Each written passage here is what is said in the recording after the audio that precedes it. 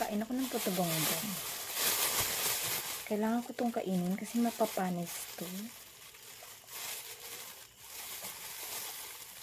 Binili ko to kanina, nadaan ako doon malapit sa office ng PLDT. Sarap. May margarine. Ito dapat ko lang pa man mag-toothbrush. Panagadagat yung pusiso ko. Sarap. Hindi ako nakabili ng Pasko. So sabi ko kayo nabibili ako. Buti na lang may tinda kanina.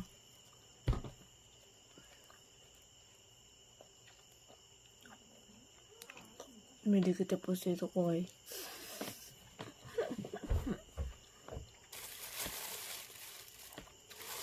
Dalawang ganito, dalawang puto bongbong is 30 pesos.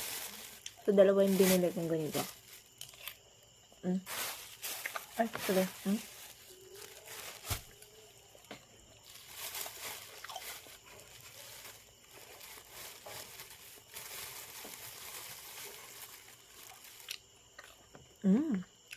Harap.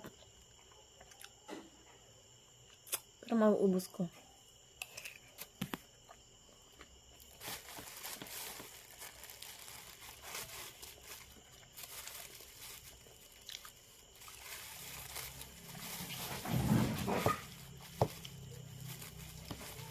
Ang sarap niya.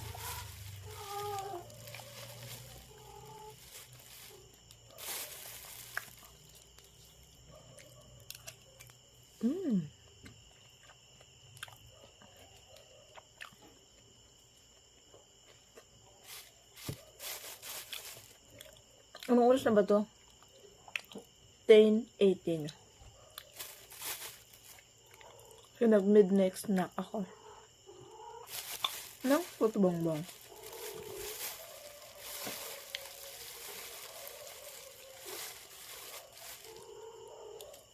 Yun lang.